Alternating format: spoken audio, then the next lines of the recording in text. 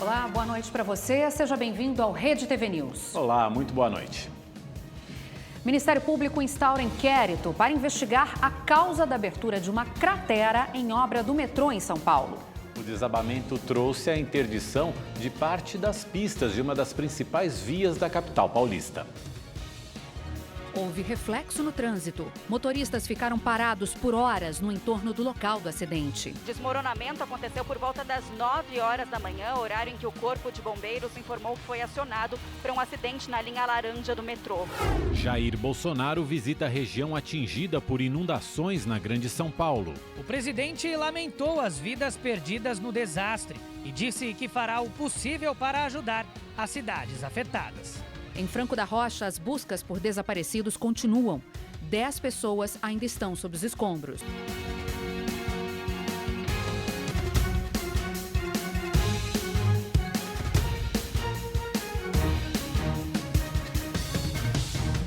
O ano do Judiciário teve início hoje em Brasília, com uma sessão virtual do Supremo Tribunal Federal.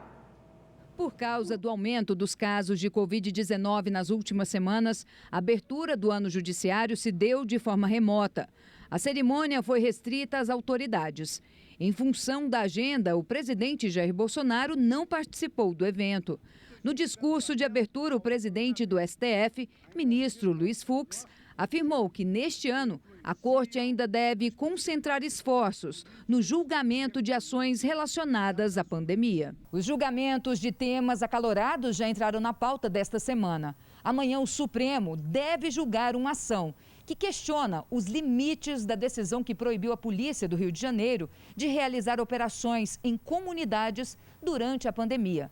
A lista de polêmicas para este ano ainda tem temas como a exigência do passaporte da vacina, o marco temporal para a demarcação de terras indígenas e o tempo em que o político condenado pela lei da ficha limpa deve ficar inelegível. Em ano de eleições, questionamentos sobre normas eleitorais são outro tema que devem dominar a pauta. Tanto o presidente do STF quanto o procurador-geral da República lembraram o pleito deste ano e destacaram a importância da cautela e da tolerância. São livres a consciência e a palavra de cada cidadão.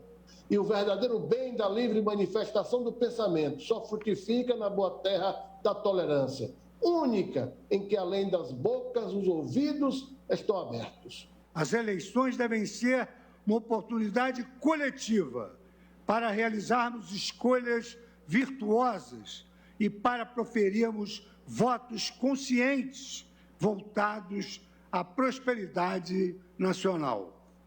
Os debates acalorados nesses momentos são comportamentos esperados em um ambiente deliberativo marcado pela pluralidade de visões.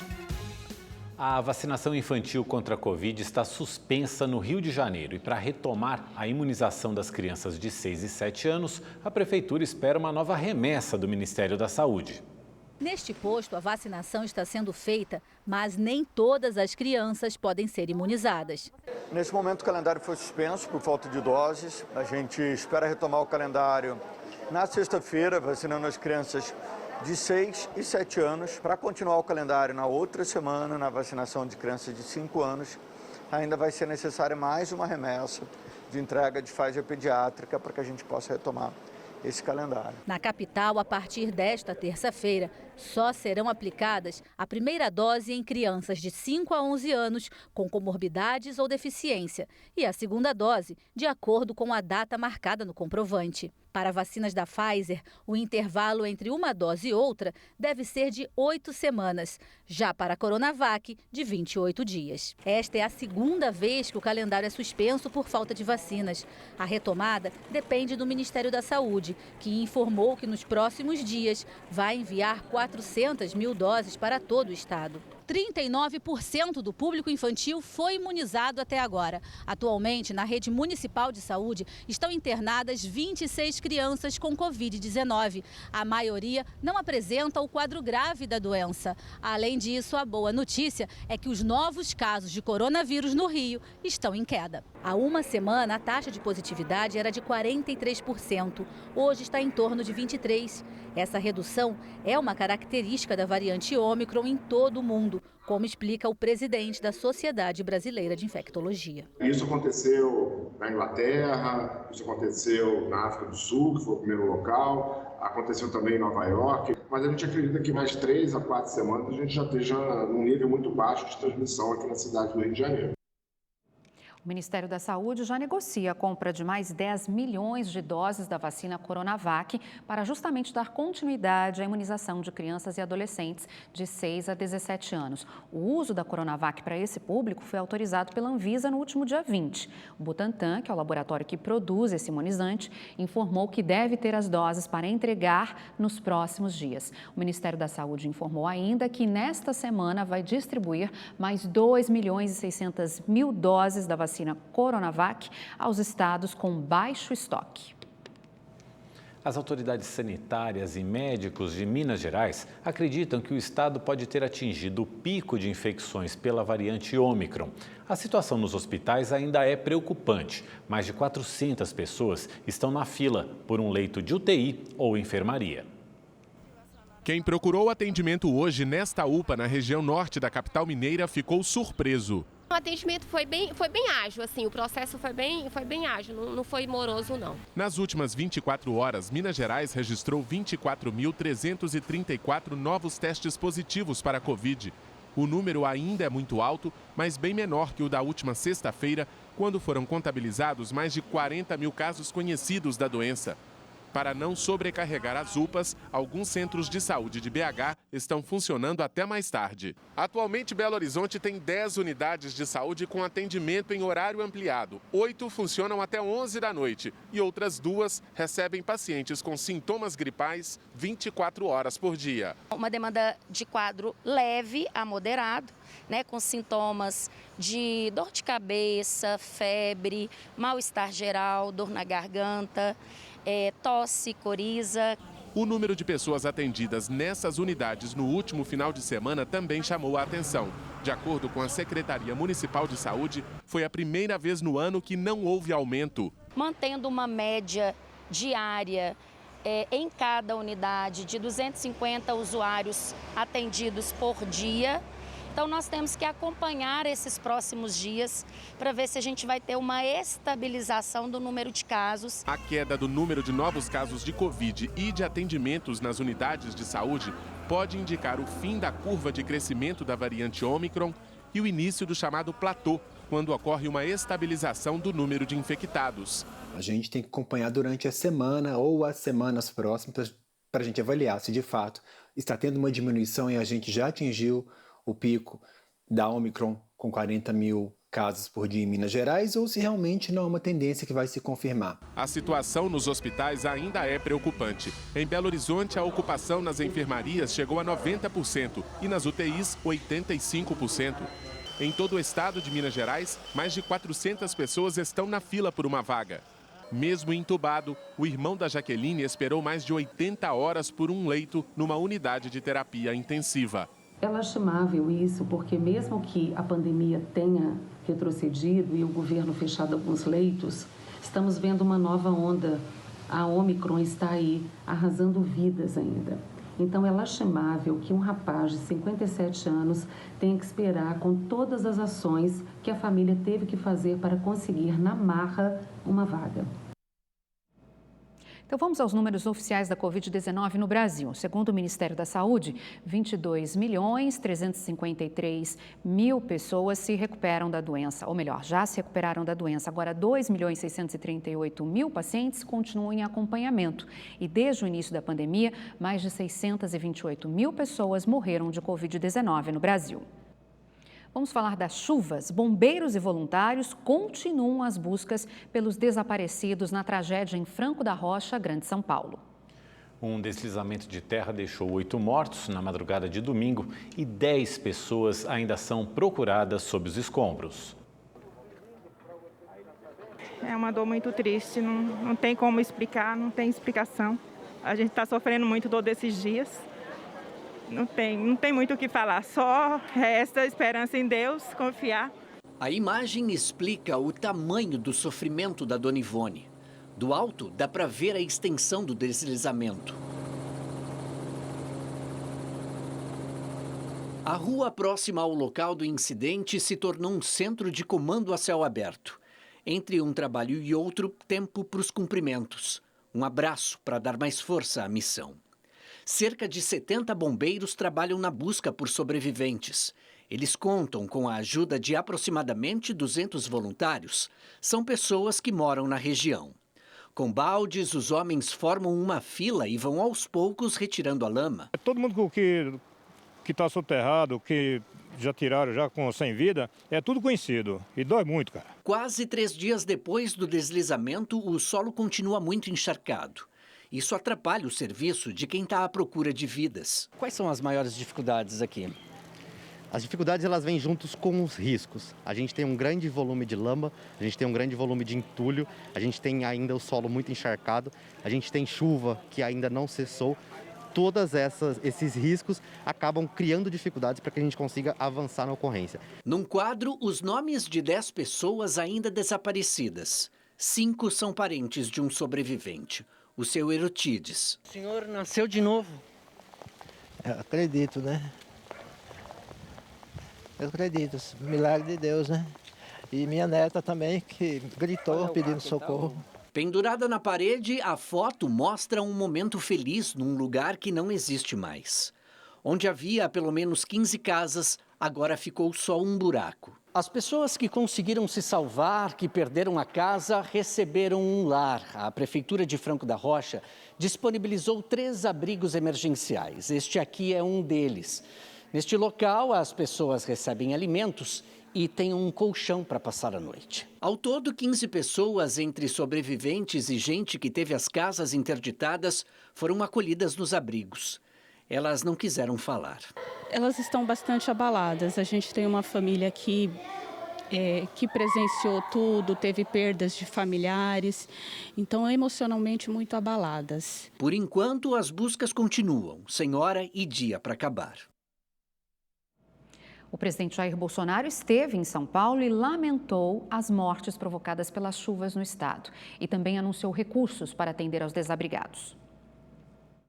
Jair Bolsonaro veio acompanhado de 6 ministros e do secretário nacional de Proteção e Defesa Civil, Alexandre Lucas. Após uma rápida reunião com prefeitos da Grande São Paulo, o presidente sobrevoou as áreas mais castigadas pelas chuvas. Depois de sobrevoar o município de Franco da Rocha e conferir os estragos provocados pela chuva, Bolsonaro realizou um pronunciamento aqui no prédio da Prefeitura de Francisco Morato, cidade vizinha que também sofreu com o desastre. Em sua breve declaração, o presidente disse que fará o possível para ajudar as cidades afetadas. Nos apresentamos a prefeito para mostrar do que nós podemos fazer, do que nós temos à disposição para minorar o sofrimento das pessoas. Obviamente, os prefeitos, nós conversamos agora, alguns já tomaram providência, apresentam as suas necessidades e nós aqui faremos todo o possível para atendê-los.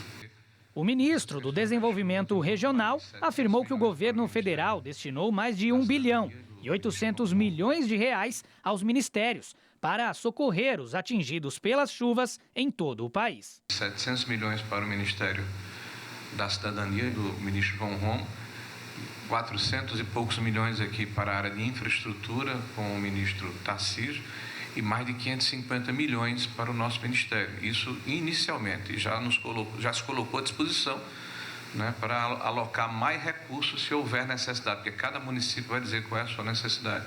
O ministro disse ainda que o momento é de unir forças. É de trabalharmos em conjunto com o governo do estado, com os municípios, com a sociedade civil organizada, para fazermos frente a essas ocorrências e, ao mesmo tempo, trabalharmos o planejamento de que forma nós vamos recuperar os estragos. O diretor-presidente da CEAGESP, a Companhia de Abastecimento de São Paulo, também se prontificou a colaborar com a doação de alimentos para os desabrigados. Cada prefeito, passe para a gente número de quantidade de pessoas que a CEAGESP, essa empresa do governo federal, vai estar apoiando todos os senhores, não vamos deixar desamparados. Pelas redes sociais, o governador do estado de São Paulo, João Dória, disse que a visita do presidente foi bem-vinda. Pois é, além dessa tragédia da chuva, com tantas mortes e desaparecidos, São Paulo hoje ainda viveu transtornos devido a um acidente numa obra do metrô que abriu uma cratera na Marginal Tietê. A Marginal Tietê é a principal via expressa da capital paulista. A gente vai agora ao vivo conversar com o repórter Guilherme Lopes, que está chegando aqui com a gente. Ele está bem pertinho do local onde aconteceu esse acidente e conta pra gente qual que é a situação de momento. Guilherme. Oi, Mauro. Boa noite a você, a todos ligados com a gente. A concessionária responsável pelas obras do metrô já deu início ao serviço de estabilização e recuperação dessa cratera. Uma reunião que foi realizada hoje no final da tarde até o início da noite, com representantes da concessionária e também do governo paulista, definiu quais são as prioridades para dar início a esses trabalhos que já começaram. A gente vai mostrar agora para você que está acompanhando, olha só. Há dezenas de máquinas aqui que estão posicionadas no entorno dessa cratera, lógico que nas extremidades, porque de acordo com esse plano que foi definido, o primeiro passo é preencher esse buraco que vocês conseguem acompanhar lá no fundo da imagem com material rochoso e argamassa. Posteriormente será feita a recuperação da tubulação rompida e só depois será realizada a retirada da água. A concessionária informou mais cedo por meio de nota que o rompimento dessa tubulação da Sabesp não tem ligação com as obras da linha 6 laranja do metrô, como era especulado inicialmente. Por isso que a concessionária fará uma investigação para apurar o que de fato provocou esse acidente. As chuvas que atingiram a cidade nos últimos dias não é descartada como uma das hipóteses. O Ministério Público abriu um inquérito civil nesta terça-feira para acompanhar essa situação e também apurar as responsabilidades. A cratera, que começou ocupando apenas uma das faixas da pista local da Marginal Tietê, chegou no fim do dia já ocupando quase 3 faixas. Isso porque, ao longo do período, foi ocorrendo deslizamentos. E por volta das 4 horas da tarde, essa faixa de onde eu falo ao vivo chegou a ser liberada. Porém, ela ficou liberada apenas 7 minutos, porque com o passar dos veículos, houve trepidação no asfalto, provocando novos deslizamentos. Agora a gente vai ver na reportagem de Estela Freitas como que foi toda essa história. O desmoronamento aconteceu por volta das 8h30 da manhã. Uma cratera se abriu na pista local da Marginal Tietê depois do asfalto ceder. Essas imagens, gravadas por celular, mostram o momento em que um túnel da obra do metrô da linha 6 laranja é inundado com o rompimento de uma tubulação. Estourou o rio Tietê aqui na obra. Isso aqui vai inundar tudo, vai inundar tudo. Todos os trabalhadores conseguiram sair da obra. 4 tiveram contato com a água contaminada e foram socorridos. De acordo com o secretário de Transportes Metropolitanos, José Galli, a galeria de esgoto, que passava 3 metros acima da máquina de escavação, conhecida como tatuzão, se rompeu. Com isso, o solo não suportou o peso e acabou cedendo. A água que entrou então é da galeria, ela inundou um estacionamento que já existia embaixo da Marginal Tietê e foi até a VCE lá do Tietê do outro lado e retornou enchendo também o túnel, que seria o túnel que a gente faria para a própria linha da linha 6 do metrô. Então, não sabemos a causa ainda que rompeu isso, vai ser investigado, vamos trazer auditoria externa. A concessionária Acciona, responsável pelas obras, afirmou que a adutora rompida não tem relação com a operação da máquina. Não houve nenhum choque entre o tatuzão, a tuneladora, com as redes, com as coletoras ou adutoras. Não houve nenhum choque. Provavelmente tem a ver com a chuva, com erosões, porque a tuneladora estava a 3 metros dessa coletora. Então, não houve nenhum choque. O governador João Dória esteve no local e se reuniu com engenheiros da concessionária. Uma auditoria externa vai ser aberta para investigar as causas do acidente. Vamos apurar quais as razões, por que isso aconteceu, para evitar que isso aconteça novamente. O objetivo aqui não é fazer um tribunal de julgamento, quem foi o culpado, e nem estabelecer penalidades, exceto a identificação do que ocorreu, para que isso não mais ocorra e principalmente para que isso possa ser sanado dentro dos critérios de engenharia, da melhor maneira possível e da forma mais rápida possível. Sobrevoando a região, a gente consegue mostrar também o impacto no trânsito, porque com a formação da cratera, parte da pista da Marginal Tietê cedeu. As vias sentido rodovia Ayrton Senna foram totalmente interditadas, mas foi feita uma canalização controlada em 2 faixas da pista expressa para que os veículos possam atravessar o ponto da obra em segurança, segundo a Companhia de Engenharia de Tráfego. Motoristas chegaram a ficar horas parados no entorno da região do acidente. 2 horas e meia aqui parado. 5 horas, desde as 8 da manhã aqui. Isso é uma via que a gente recebe 450 mil carros nessa via onde a gente está interditada. Portanto, é uma preocupação grande para a cidade essa questão do congestionamento. Mas aliamos aqui todas as ações conjuntas, que primeiro prevalece a questão da segurança, mas evidentemente em havendo segurança não tem por que manter transtorno para o trânsito na cidade de São Paulo. Por volta das 4h30 da tarde, a pista central da Marginal foi liberada, mas em poucos minutos a local voltou a ceder e a cratera aumentou. Outra vez, a via do meio precisou ser fechada. Na avaliação desse engenheiro, a via continua a ceder por causa das fortes chuvas e a presença de água nos terrenos arenosos da Marginal Tietê. E isso faz com que haja uma sobrecarga estrutural. Daqui para frente, o que deve ser feito é uma contenção desse terreno, uma reconstituição e obras de drenagem que consigam conter essa sobrecarga estrutural devido à presença de água. O que se recomenda é que, após longos períodos de chuva, faça-se um monitoramento muito mais aprimorado em torno dessas obras para que não aconteçam novamente esses eventos. Por enquanto, nem o governo paulista nem a concessionária informaram qual o prazo para a conclusão das obras de recuperação aqui na Marginal Tietê. E essa não é a primeira obra que teve problemas e acidentes do metrô aqui em São Paulo.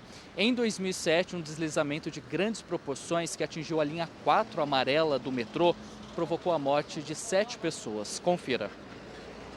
Na época, a parede de um dos túneis da obra, onde era construída a estação Pinheiros, desabou. A queda provocou a abertura de uma cratera de 80 metros de diâmetro. O acidente aconteceu às margens da Marginal Pinheiros, na zona oeste da capital. 7 pessoas morreram. O motorista de um caminhão que trabalhava na obra, o condutor e o cobrador de um micro-ônibus engolido pela cratera, 2 passageiros do coletivo e 2 pedestres. 14 pessoas foram acusadas, entre engenheiros, funcionários do metrô e de empreiteiras. Mas ninguém foi condenado pela justiça. Todos foram absolvidos em 2016, quase 10 anos depois da tragédia. Outro acidente com morte foi registrado em 2014, dessa vez nas obras da linha 17 Ouro do monotrilho na zona sul da capital. Uma viga de sustentação caiu de uma altura de 25 metros. Um operário que trabalhava no local morreu e outros 2 ficaram feridos. Em janeiro deste ano, também na linha 17 Ouro, uma viga de concreto desabou e caiu na Marginal Pinheiros. A queda aconteceu durante a madrugada e o registro foi feito por uma câmera de segurança. Nesse caso, ninguém se feriu. A Marginal Tietê é uma das vias mais importantes da capital paulista. Ela faz um entroncamento com 6 rodovias e a interligação das regiões norte, oeste e leste. Por enquanto, ela vai seguir interditada. Só a pista expressa, aqui na altura da ponte do Piqueri, está liberada para o trânsito de veículos no sentido da rodovia Ayrton Senna. Para mostrar um pouco mais aqui, há um desvio na pista central antes da chegada da obra para que os veículos peguem a pista expressa. É claro que agora o trânsito está menor, o fluxo de veículos está menor, mas no horário de pico o trânsito aqui estava muito intenso. Para a gente conseguir percorrer o equivalente a pouco menos de 5 quilômetros e chegar até este ponto, gastamos em torno de 1h30. Agora você vai ver quais são as alternativas para que o motorista possa fugir da Marginal Tietê e não enfrentar tanto trânsito, principalmente no horário de pico, já que ela é uma via importante para quem está voltando para casa, para quem está indo para o trabalho e para quem está chegando à capital paulista. As avenidas Hermano Marchetti e Marquês de São Vicente, paralelas à Marginal Tietê, são opções para o motorista. Seguindo por esse corredor, é possível voltar à Marginal na altura da Praça Pedro Corazza, cortando o trecho onde ocorreu o desmoronamento. Já quem vem da Zona Oeste e precisa seguir para a Zona Leste da cidade, uma opção é o elevado Costa e Silva, o chamado Minhocão. A Avenida Rebouças, na Zona Oeste, também é uma alternativa. Já os motoristas que chegam a São Paulo pela rodovia dos Bandeirantes estão sendo orientados a seguir no sentido Castelo Branco. Quem precisa pegar a Marginal Tietê no sentido Ayrton Senna, agora deverá usar o Cebolão como acesso. Já para quem chega à cidade pelas rodovias Castelo Branco e Bandeirantes, o desvio também pode ser feito pelo Rodoanel Mário Covas. E a gente continua prestando serviço para você, agora com a previsão do tempo. Quem nos traz é o Igor Silveira. Olá, boa noite. Olha, o mês de fevereiro começou com tempo abafado em grande parte do Brasil e a previsão é que seja mais quente que o normal. No sul, por exemplo, o dia vai ser abafado no Rio Grande do Sul e no Paraná e em Santa Catarina também esquenta e pode ter uma chuva fraca e passageira no período da tarde. Em Minas Gerais e no Espírito Santo, o céu fica carregado e também chove em algumas regiões. Essa chuva deve ser volumosa, então atenção, porque há riscos de alagamentos. Em São Paulo, o sol aparece entre nuvens pela manhã e à tarde deve chover em pontos isolados. Vale lembrar que, como o solo está encharcado, o alerta para deslizamentos continuam, então também não esquenta muito. A máxima não passa dos 24 graus. No Rio, dia nublado e com chuva a qualquer hora. A máxima por lá pode chegar aos 29 graus. No Nordeste ainda chove no Maranhão e no Piauí. No interior, o tempo continua quente, só chove em partes do litoral. No Centro-Oeste ainda chove forte e, mesmo assim, em Cuiabá, a máxima pode chegar aos 30 graus. E para saber mais sobre a previsão do tempo na sua cidade, é só entrar no site da Rede TV. Eu fico por aqui, uma ótima noite e até mais. Agora nós vamos mudar de assunto e fazer uma conexão ao vivo com o Rio de Janeiro, onde 3 pessoas foram presas, suspeitas de agredir e matar o congolês Moise. 2 dessas pessoas confessaram o crime. Quem tem mais informações a respeito desse caso e fala agora com a gente é o repórter Tony Vendramini. Boa noite, Tony. Quais as informações? Boa noite, Milena. Boa noite, Mauro. Muito boa noite a todos que nos acompanham. Pois é, a polícia divulgou agora à noite as prisões de 3 suspeitos de participação na morte do congolês Moise Kabangabe. Um deles, Fábio Silva, admitiu que desferiu pauladas em Moise. Um outro ainda não foi identificado. E mais cedo, Alisson Cristiano confessou o crime e ele se apresentou na delegacia. Os 3 vão ser indiciados por homicídio duplamente qualificado, por impossibilidade de defesa e meio cruel.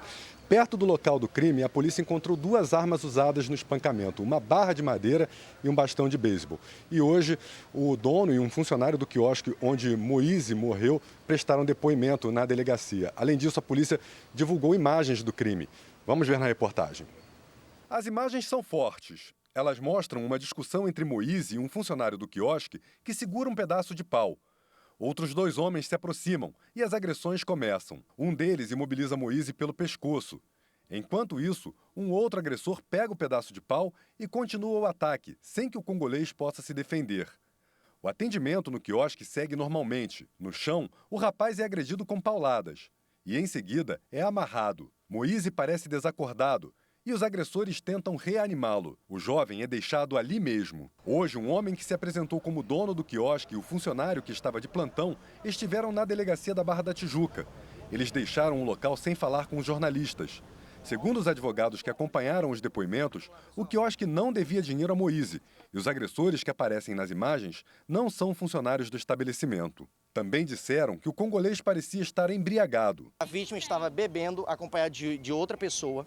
Em certo momento, aparentemente embriagada. Eu não posso afirmar que estava, mas aparenta estar. Ele quer pegar mais cerveja no freezer e o funcionário não deixa. Tanto é que ele tenta impedir, fechando a porta do freezer. Mais cedo, um homem se apresentou na delegacia de Bangu, também na zona oeste do Rio, e admitiu participação no crime. Ele disse que os agressores não tinham a intenção de matar Moise e que eles reagiram a uma tentativa do congolês de agredir um cliente do quiosque. Alisson Cristiano também divulgou um vídeo para confessar as agressões. Vou deixar aqui claro que ninguém foi na intenção de tirar a vida dele, ninguém foi fazer isso porque ele era negro ou alguém devia a ele, não. Ele teve um problema com o senhor do quiosque do lado, entendeu? A gente fomos defender o senhor, infelizmente aconteceu a fatalidade dele perder a vida, portanto que eu mesmo liguei para a SAMU. Os depoimentos contrariam a versão dos familiares de Moise. Eles alegam que a vítima estava no quiosque para cobrar o pagamento de 2 dias de trabalho no estabelecimento. Quanto vale a nossa vida? É o que se pergunta, porque o direito à renda, o direito ao trabalho, o direito que uma sociedade como a nossa se diz tão pautada, que é vender a sua força de trabalho e ganhar uma remuneração por isso, ninguém está falando sequer de uma política de assistência social. Sim. Estamos falando de um trabalhador que vendeu a sua força de trabalho e não teve o direito a receber o seu salário. Hoje, o prefeito do Rio, Eduardo Paes, recebeu a mãe e os irmãos de Moise e disse que as secretarias de Cidadania e Direitos Humanos e de Assistência Social estão prestando auxílio à família. Já o governador Cláudio Castro publicou em suas redes sociais que o crime não ficará impune e que a polícia vai prender os criminosos e dar uma resposta à família e à sociedade. Em frente à delegacia, representantes de movimentos negros também cobraram rigor nas investigações. Se essa vítima fosse branca, ele já estaria preso pela barbárie e a crueldade do crime. Queremos esse homem preso. E o Rede TV News de hoje fica por aqui. Para você, uma boa noite. Obrigado pela companhia, boa noite. A gente se encontra amanhã.